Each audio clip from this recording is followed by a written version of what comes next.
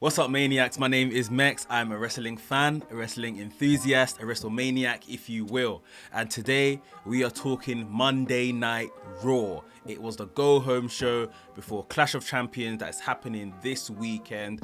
And it was a Retribution heavy show with some really interesting developments around Retribution. It's going to be very hard to not talk about Retribution for this entire show. There's a lot of holes in the logic and stuff like that I could pick on. But to hear everything that happened regarding Retribution on Monday Night Raw, stay tuned. Right here at WrestleManiac UK, I discuss everything that is WWE and AEW. So if this sounds like the place for you, make sure you hit the subscribe button and make sure you hit the notification bell so you get notified every time I drop a new video. Ladies and gentlemen, without further ado, let's get into the review. So the entire show started by Retribution coming out. New masks, guys. No more hoodies, masks. Half face masked, full face masked. They are not keeping this really a secret who is involved anymore. It is Mia Yim.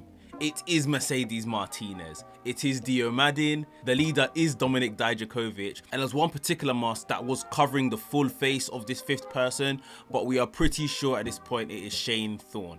All of people from NXT, apart from Dio Madin, we never really saw on NXT TV.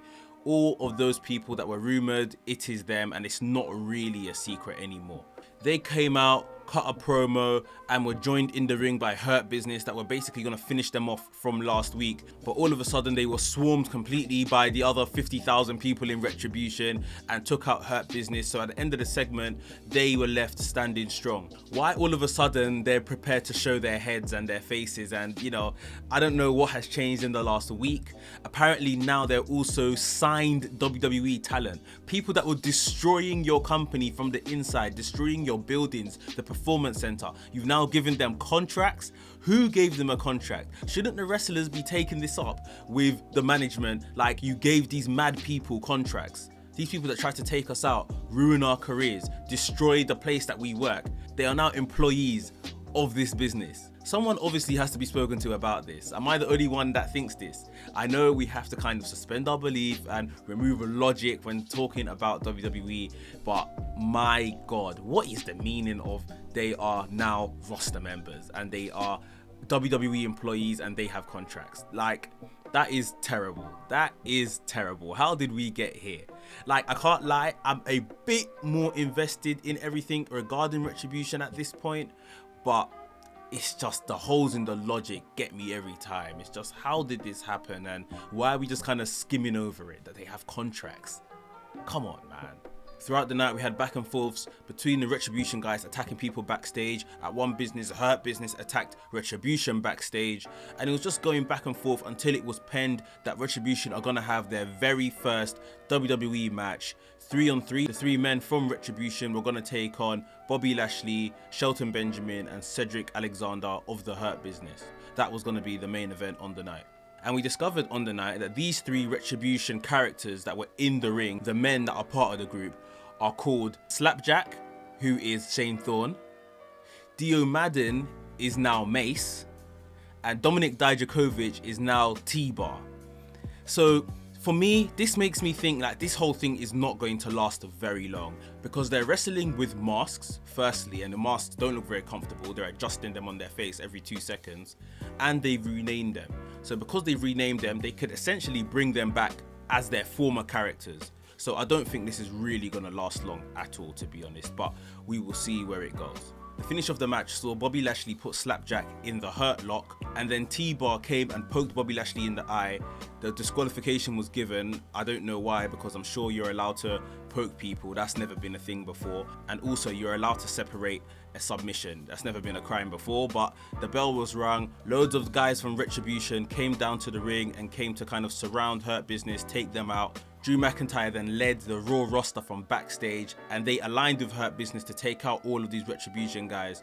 But Randy Orton wasn't too far behind, kind of praying Drew McIntyre, hit Drew McIntyre with the RKO, and that's how the show ended. So yeah, something like a re-debut for Retribution, but I'm pretty sure now this is how they're going to kind of remove Retribution from TV. For me, this doesn't have legs at all, especially the fact that they've named them. That is somewhat protecting the guys behind Retribution. Maybe in terms of taking them off TV, they're going to lose to like a WWE team assembled that they will face at like Survivor Series, and that is going to be a way to write them off TV. I think this has been a failed experiment. I feel like this is just a way to protect them and not reveal their identities and bury them, and yeah, get them off TV. This hasn't been good. I don't see legs in it, especially now. I think this is just part of the entire demise of the entire thing. So Retribution, heavy part of the show, but now we're gonna get onto everything else that happened on Raw. But before we do, guys, if you're enjoying this review, please hit the thumbs up button, give us a like. It does loads for this channel and we thoroughly appreciate it right here at WrestleManiac UK. Andrade and Angel Garza are now the #1 contenders to the Tag Team Championship. They beat Humberto Carrillo and Dominic Mysterio and a team of Seth Rollins and Murphy in a triple threat tag match. So Andrade and Garza will be facing Street Profits at Clash of Champions for the Raw Tag Team Championships. During this match, Seth Rollins just completely walked out on Buddy Murphy, said he's got more important things to do.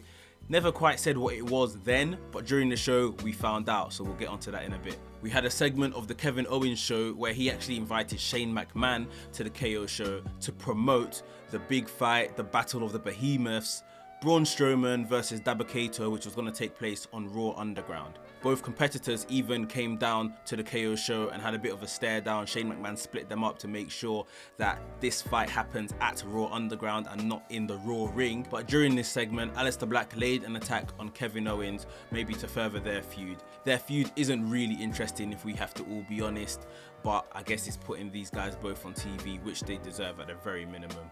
In a rematch for, I guess, what was happening last week, we saw Drew McIntyre take on Keith Lee. I'm not sure if the stipulation still stood here that if Keith Lee beat Drew McIntyre, he would join the WWE Championship match at Clash of Champions. I'm not sure if that was still the case, but these guys were still looking to see who was the better man amongst the two.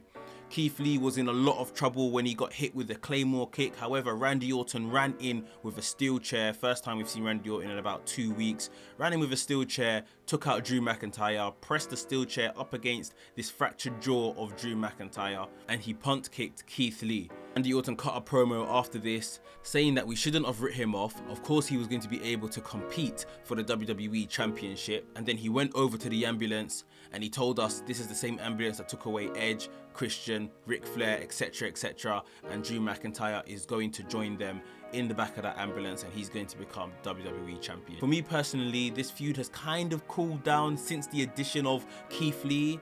I don't think we quite needed Keith Lee in this because this was going at 100 miles per hour. Maybe they needed to add another element to it and that's what slowed it down. But I am still looking forward to this match, and maybe we are going to get a Randy Orton win. If Randy Orton puts Drew McIntyre in the back of that ambulance, it's kind of protected.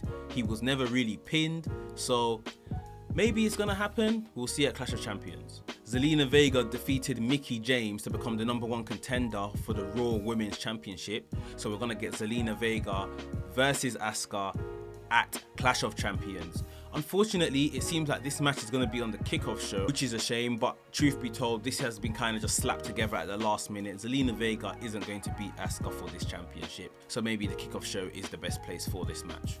We had Apollo Crews defeat Cedric Alexander in a singles match. I was quite surprised as I thought they were going to probably keep Cedric Alexander looking strong against these guys, Apollo Crews and Ricochet. However, it hit me last minute that Apollo Crews has won, so he's going into his match against Bobby Lashley for the US Championship at Clash of Champions looking strong. So yeah, Apollo Crews got a win over Cedric Alexander. However, the Hurt Business beat up Ricochet and Apollo Crews after the match. So spinning back around to Seth Rollins and what he was so busy doing, as his music hit later on in the show, he walked out the entranceway with a brown envelope in hand. And the first thing I said to myself after bursting out in laughter is, Seth Rollins better not dare come out and say that he is Dominic Mysterio's dad. That better not happen. And to be fair, I wasn't really far off what happened afterwards. Seth Rollins said that he had conducted an investigation and had some news to tell the Mysterio family. He invited the Mysterio family out onto the entranceway and they came, and then he pulled out this sheet of paper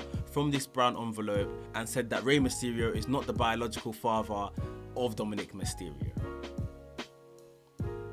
Why are they doing this? Why are they rehashing this again? This is so poor, and this story did not need this turn. Rey Mysterio went on to say that, look, we've done this all before, we know the truth, stop trying to drive a wedge between my family. Seth Rollins went on to say, okay, maybe I got this wrong, maybe Dominic is your child, but what about Aaliyah? Aaliyah didn't really follow the characteristics of the Mysterios last week. He played the footage of Aaliyah kind of showing compassion towards Murphy after the cage match last week. Rey Mysterio told Seth Rollins to keep his daughter's name out of his mouth, that she is naive, she isn't really aware of the WWE world, and Aaliyah didn't take those words too kindly and stormed off and left her family on the entranceway.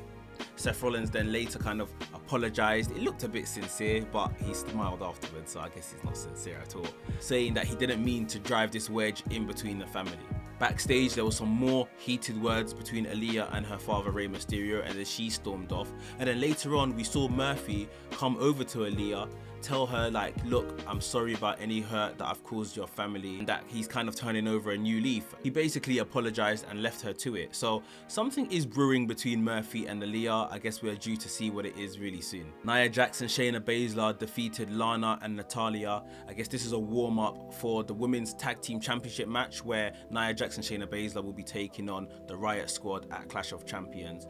Lana was put through a table again at the hands of Nia Jax, just like she was last week.